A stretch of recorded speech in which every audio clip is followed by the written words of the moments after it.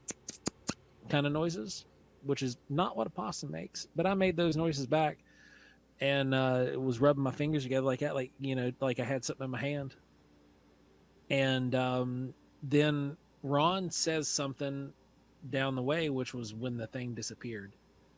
I think that was what he was talking about. I was like, it's gone. And then I turned and look, and I'm like, what? It's right here. And then I hear it scurry away, like, and not scurry away. I hear it take like a little through the leaves. Gone. This thing vanishes. We go out there with the thermal looking in that immediate area. Gone. Nothing. It's just weird. What Joe doesn't know is that he was accidentally speaking Klingon. Yeah, right. Probably he's out there chasing tribbles around or something. Yeah. I don't know what it was, but it was weird. It was weird. There was weird stuff that happened, and I don't think any of us are going to deny that there was some weird stuff that happened out there. And that park is just full of weird stuff. Well, there's UFO incidents out there, Bigfoot, DM, all kinds of stuff reported from that. There are more paranormal things that take place there than actual Bigfoot sightings. Yeah. Mm-hmm. By far. Yeah. Well, I mean, we were right by Hosek Cave. Yeah. There was a death there recently, but more importantly, Hosek Cave, ancestral spirits, so Which was that trailhead that I was walking out of. That was the trail taking to the cave.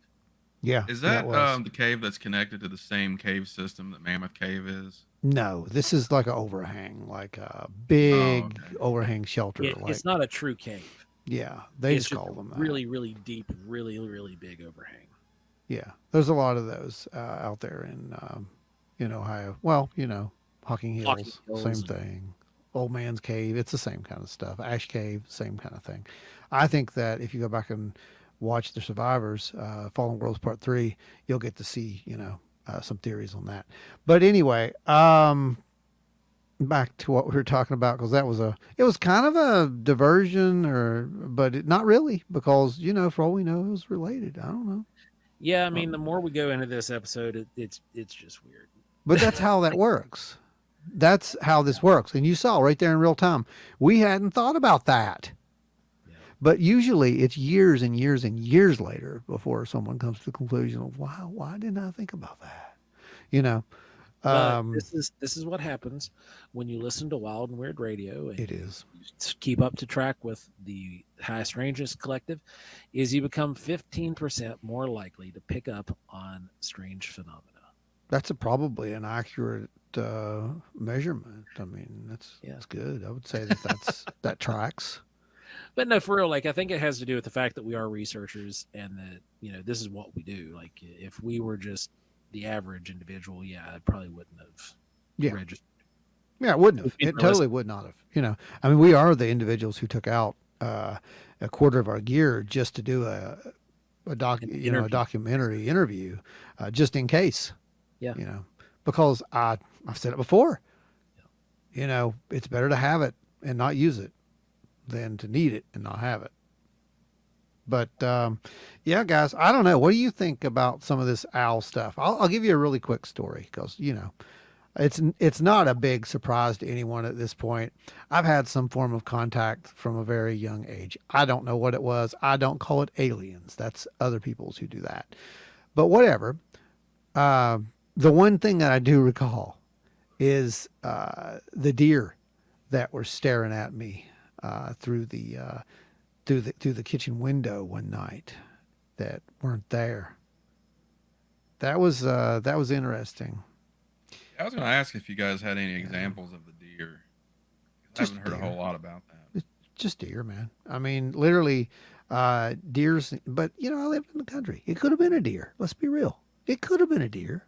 It just didn't feel like a deer. And there was a weird glow out there that night. I remember that too. Just something unsettling. It's that Oz factor thing is what I would come to learn. There's where it's like you may see something you recognize, but there's just something not quite right. I have heard stories of people claiming that they see deer all of a sudden stand on their back leg and start walking. Oh, that happens though. But that happens. But that could just be fake from the not deer phenomenon. But that happens. It could be, but deer will actually stand on their rear legs to go after food, and they can stay on their rear legs for quite a bit of time. And their hind legs are built similarly to ours, believe it or not, even though they have that their heel, where their heel's located, way up on the back, they still, when they walk, it looks very human. It's like a Mhm. very human-like gait. Yeah, they can totally walk, or hop or whatever. It's kind of like goats. Goats will do that too. Yeah. But and it's really eerie to watch, to be honest. But Goats yeah, will do all that's kinds of weird stuff. Goats are just weird in general. Like if I goat. saw a goat standing on top of a tree staring at me while I'm sleeping, I'd be like, that's just a goat. That's just a goat. Well, that's probably one of the screen images they'll use with you, Brandon. Yeah. So, thanks. Goats in trees. Have you ever seen there's actually is a breed of goat in Africa that will sleep in trees. They'll climb up Yeah. trees and sleep in them. Yep. And it freaks Yep. people out when they see it because people don't realize how good goats are at climbing. I mean, they're I have goats. seen pictures of goats that somehow get up onto the top of a 2-story house with no visible way of getting up there, but they'll be up on the roof somehow. Yeah, the bottoms of their hooves are not like a horse hoof or a cow's hoof or something like that. They're actually more rubbery, Mm-hmm. and it helps them ascend. Yeah, they ascend all right. Yeah, goat ascension. But yeah. Anyway, what about you, Brandon? You ever had any kind of weird experiences that you can Well, lay your finger on as far as I didn't think animal? about it until like half an hour ago, but like when we were at Canal State Forest back in March, I remember seeing an owl, and it was like around 1 o'clock in the afternoon. There was like a brown owl up in a tree, just like looking down, looking around. I was like, I didn't really think about how weird it was at the time. Well, now I'll say this: in Canal State Forest, there are certain places I could take you to show you an owl pretty much every day of the week, because there's a huge, huge, huge population of barred owls there. Like, it's the most concentrated population of barred owls I've ever seen in my life. Hmm. They'll hang out literally on the trees over the road sometimes during the day, like 1 or 2 in the afternoon.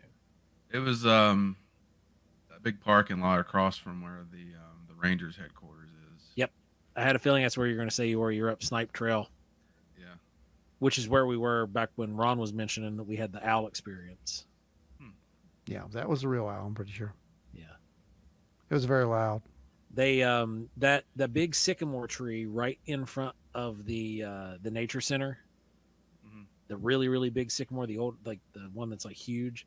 The top of that one, there's an owl nest essentially that it revisits over and over and over. Or it's a Bigfoot. Or Yeah, it could be. Totally could be Bigfoot. I mean, that's very possible that's what it is. But yeah, I mean, owls are fun. I had an owl when I grew up. That's an old story. I've told that multiple times. But Brandon, seriously, think back. Do you recall anything out of the ordinary? Any animals? Any strange feelings? Waking up in the middle of the night and seeing a shadow, perhaps? Something like that. No, but I remember in high school, I fell asleep in one of my math classes, and I had a dream that a raven flew up to the window and was talking to me in English. Did it say, oh, I don't know, this is not for you, Brandon. This is not your future, Brandon. Quit school now, Brandon. Did it do that? Said, we don't need no education. Yeah, I was wondering if it was one of them Floydian birds. No, I'm just messing with you, buddy. I don't remember what it said, but I remember waking up and I was like, man, that was weird. It felt really real because like I was sitting where I was at the desk, except in the dream I woke up and I looked at the window and this big raven flew up and was talking to me in English. Huh. It's pretty weird. That is weird. I think it's Something I more can think strange of that off it the top didn't of my say head. nevermore. Right? Right. I was Yeah, it wondering. sounded like Bart Simpson. Eat my shorts. Yeah. No. How about you, Joe? You ever seen any strange things that you couldn't quite explain other than a ghost weasel or a ghost possum or whatever that was? The weird thing that happened this weekend, that was one of them. Then but as far as with animals, no, not just particularly, animals. but I have had a lot of other occurrences. Right. The waking up with seeing the shadows and Sure. seeing not even a shadow, but seeing a thing lean out from around the corner that was kind of flesh tone and nude. That unfortunately was not my wife, and leaned out from the corner. You know. Wait, was that in your house? Yeah, this was at the house. Huh. Like I was actually on the phone with Ron, I think, when it happened, or I messaged him immediately after, because that's just how we do things. Yeah, you messaged me immediately after. Have you ever looked up on your property history? Well, there's a lot of weird stuff that happened here. Like this area had historic Bigfoot activity way back, and there was like a band put together to chase a wild man up what is now Thompson Road. For clipping of that, do you know? You know, there's a lot of made up accounts that people they like to put those in books. Yeah. P.T. Barnum was infamous for his Bigfoot type stuff. Yep. Yes, absolutely, man. And it sells books. Yeah. It sells publications. It sells everything.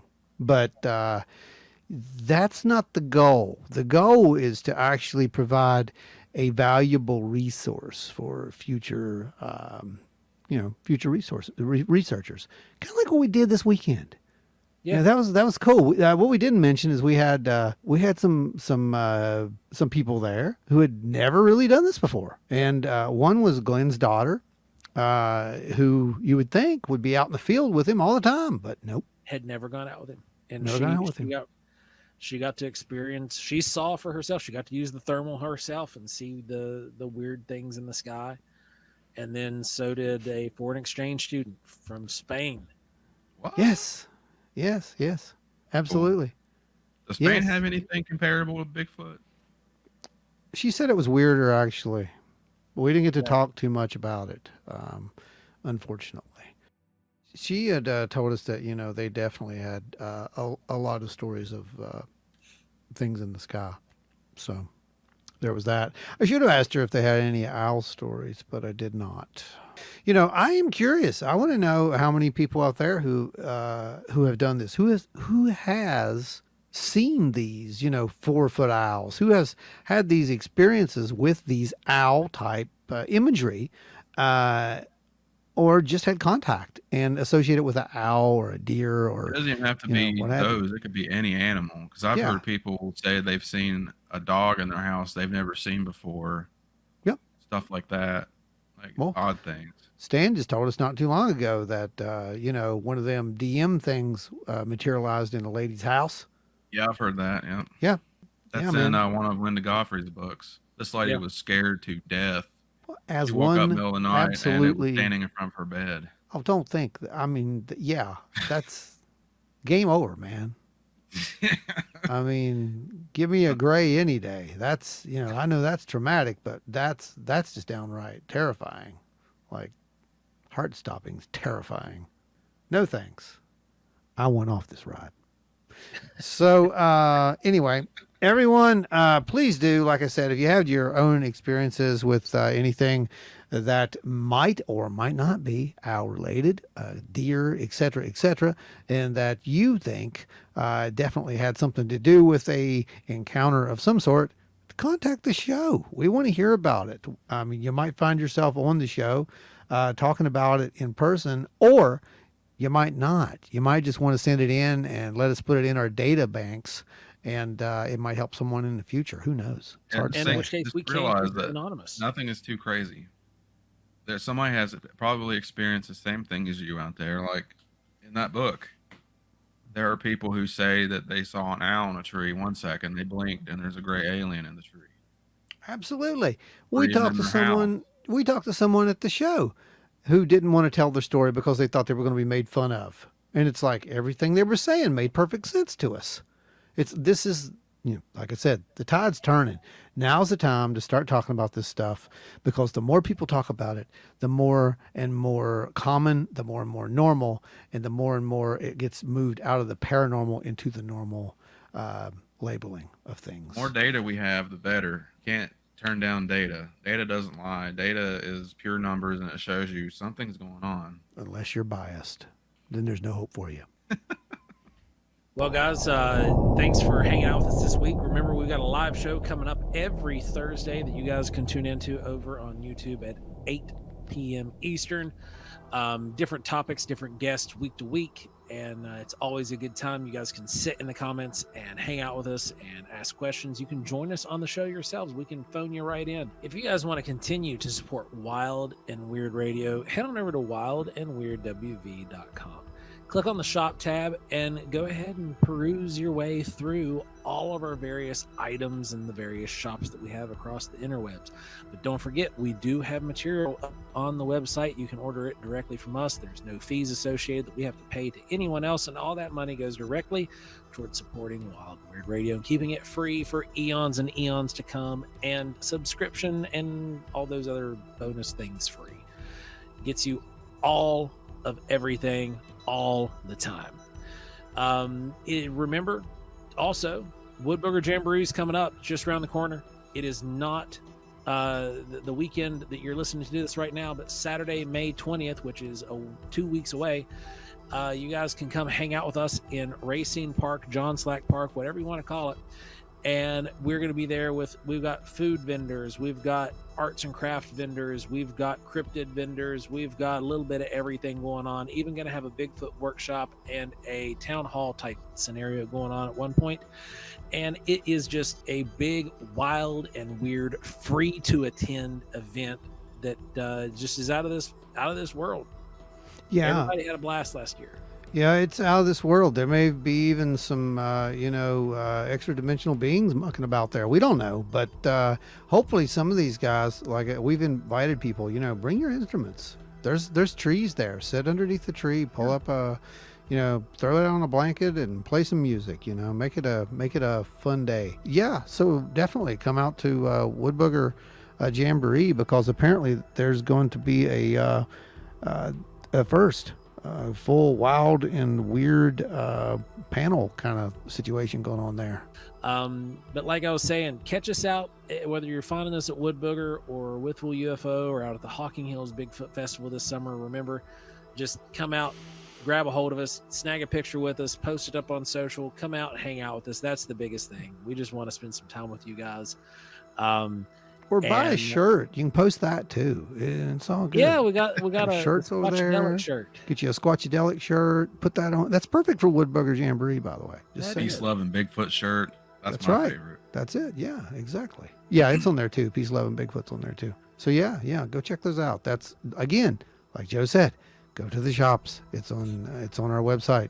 Just go over there, hit the shop tab, boom, it's there. Well, everybody, thanks for listening. Remember to go subscribe, hit the notification bell, because there are new episodes coming out of our investigation stuff, as well as weekly episodes being added to YouTube. You do not want to miss those. It's always a good time. So till next time, remember, if you're in your bedroom and you see a 4-foot owl, odds are pretty good that's no owl. Stay wild and weird, everybody.